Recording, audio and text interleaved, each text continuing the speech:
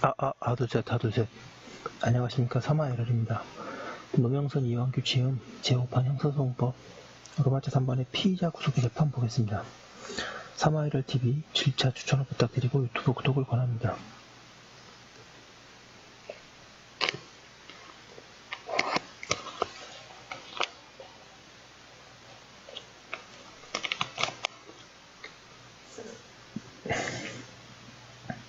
로마자 3번의 피의자 구속의 재판 1번의 구속 전 피의자 신문제도 양가 1번의 의의 구속영장을 청구받은 판사는 지체 없이 피의자를 신문하여야 한다.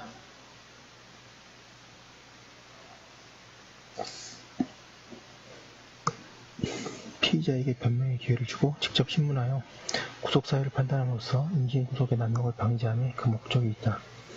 양가로 이번에 필요적 신문 청구받은 판사는 지체 없이 피의자를 신문하되 특별한 사정이 없는 한 구속영장이 청구된 다음날까지 신문하여야 한다. 피의자 의사나 법관의 필요성 판단과 관계없이 필요적으로 실시하도록 요구하고 있다. 201페이지 양가로 3번의 구인 절차 체포되지 않은 피의자에 대하여 피의자가 죄를 범하였다고 의심할 만한 이유가 있는 경우에는 구인을 위한 구속영장을 발부하여 신문하도록 하고 있다. 그러나 구인이란 원래 출석 의무 있는 피고인이나 증인의 경우 출석을 강제하기 위한 강제처분이라는 점에서 구속사유를 신문하기 위하여 구속영장을 발부하고 구인하는 것은 영장 실질심사의 원래의 취지에 적합하지 않다는 지적이 있고 영장 기각률이 10%를 상회하는 현실을 감안하면 정당한 지적이라고 생각한다.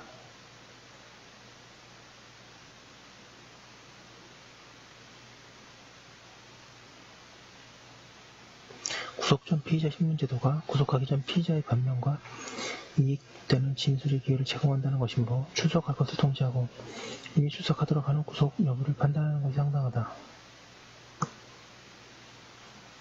양가로 서관의 신문의 비공개와 진술 거부권의 구제 피의자에 대한 신문 절차는 비공개를 원칙으로 하고 있고 판사는 공범의 분리신문, 기타 수사상의 비밀보호를 위하여 필요한 조치를 할 수 있도록 하였다.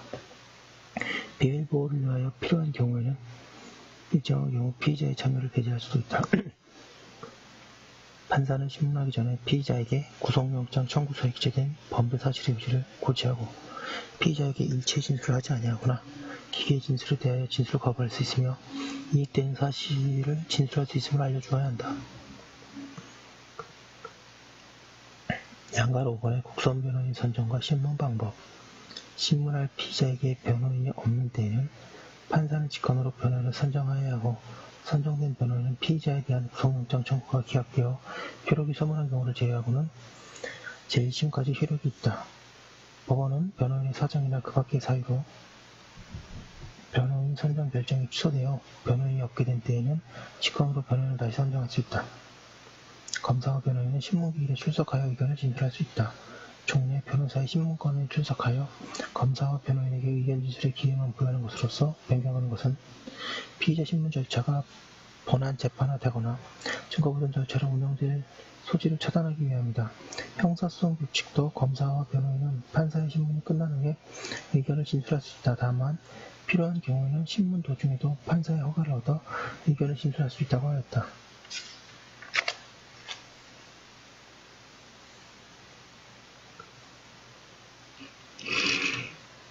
202페이지 양가로 6번의 구속기간 불산입 피의자 신문하는 경우 법원이 구속영장 청구서, 수사관계 서류 및 증거물을 접수한 날로부터 구속영장을 발부하여 경찰청에 번안한 날까지의 기간은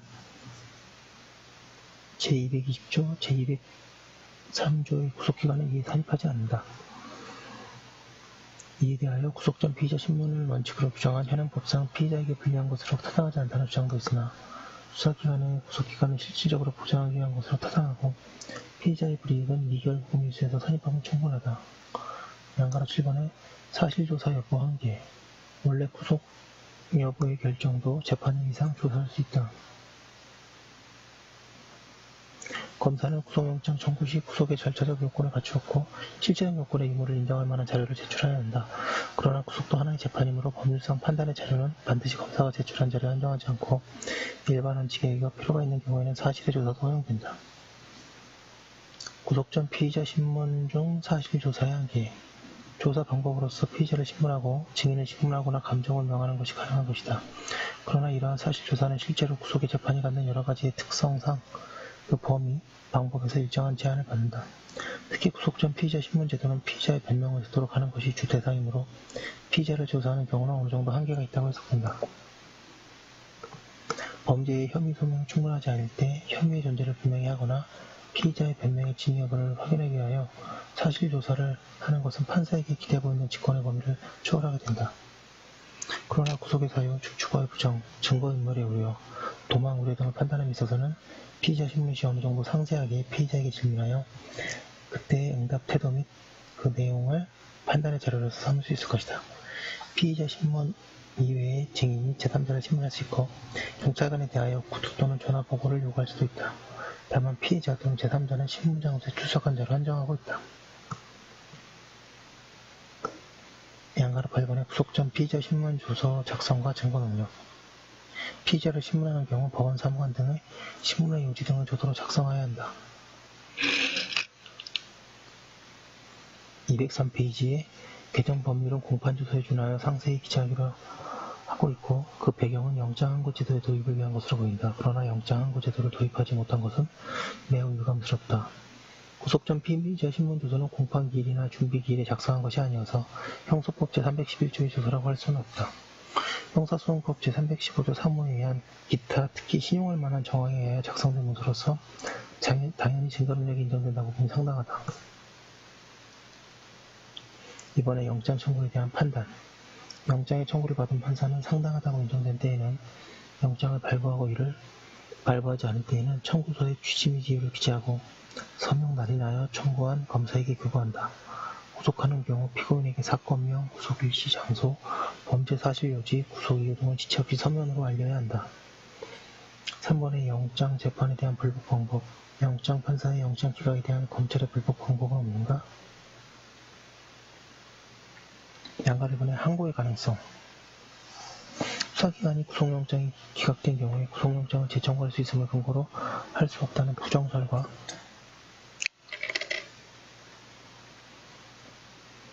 동법 제403조는 법원의 부분에 의한 결정에 의하여 항고를 인정하고 영장 기각에 대해서는 수사기관의 항고를 배제하는 취지의 규정을 두고 있지 않고 영장재판도 법원의 결정으로 동법 제402조의 항고 대상이 될 수 있다는 긍정설이 대립하고 있다. 판례의 영장 발부를 결정하는 수임판사는 동법 제402조의 법원에 해당하지 않고 동법 제416조의 재판장이나 수명법관에 해당하지 않으며 검사의 체포영장 또는 204페이지 구속영장 청구에 대한 지방법원 판사의 재판은 제402조의 규정에 의하여 항고 및 대상이 되는 법원의 결정에도 해당하지 아니하기 때문에 항고나 재항고로 불복할 수 없다고 판시하고 있다. 나아가 구속영장의 청구에 관한 재판 자체에 대하여 항고 또는 준항고를 통한 불복을 허용하게 되면 그 재판의 효력이 장기간 유동적인 상태에 놓여 피의자의 지위가 불안하게 될 우려가 있다는 점. 이번에 구속영장이 발부된 경우에는 피의자에게 체포 또는 구속의 적부심사를 청구할 수 있도록 하고 영장 청구가 기각된 경우에는 검사로 하여금 그 영장의 발부를 재청구할 수 있도록 허용함으로써 간접적인 방법으로 불복할 수 있는 길을 열어놓았다는 점을 덧붙이고 있다. 양가로 이번에 준항고의 가능성. 위 판례는 법 제416조는 재판장 또는 수명법관이 다음 각 고일에 해당하는 재판을 고지한 경우에 불이익이 있으면 그 법관 소속의 법원에 재판의 취소 또는 변경을 청구할 수 있다라고 규정하고 있고 제2호는 구금, 보석에 관한 결정으로 규정되어 있다. 따라서 영장 담당 판사는 재판장 또는 수명법관이 아니므로 영장 기각 결정에 대하여 준항고할 수도 없다고 한다. 그러나 영장 전담 판사가 재판장 또는 수명법관에 해당하지 않는다는 것은 형식적 논리에 불과하고 영장 심사 업무는 매우 중요한 업무이고 엄격한 기속질량 행위라고 판단해야 할 것이다.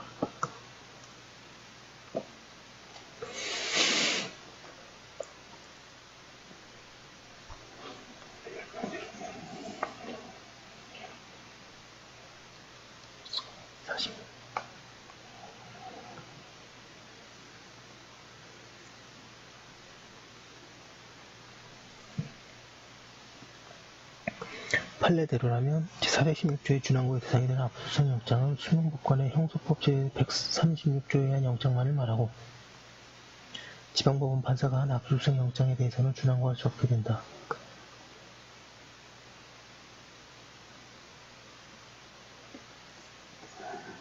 양가로 3번의 영장 발부에 대한 간접적인 불복 방법.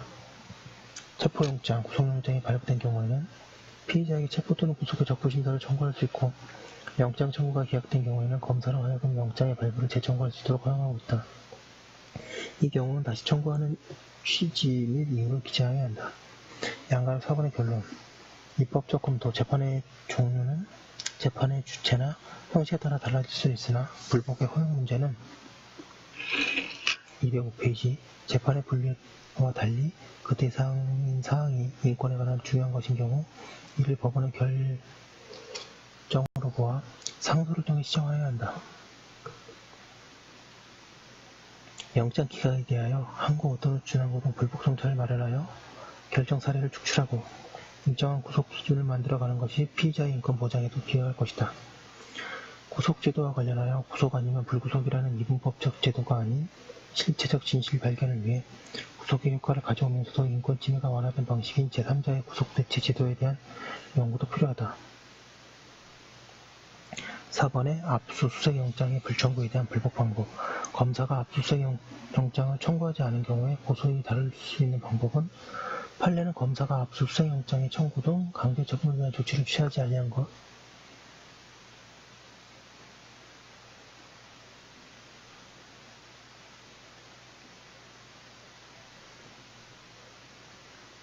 그 자체를 형사소송법 제417조 소정의 압수해가는 처분으로 보아 이에 대한 준항으로서 불복할 수 없다고 하여 검사의 영장 불청구에 대한 피해자 측의 불복 방법을 인정하지 않고 있다. 이 경우 검사가 수사 과정에서 증거 수집을 위한 압수수색 영장의 청구 등 강제 처분을 위한 조치를 취하지 아니하고 그로 인하여 증거를 확보하지 못하고 불기소 처분을 이루었다면 그 불기소 처분 자체에 대하여 형사소송법상의 재정 신청이나 검찰청법상의 항고, 재항고로서 불복할 수 있을 것이다.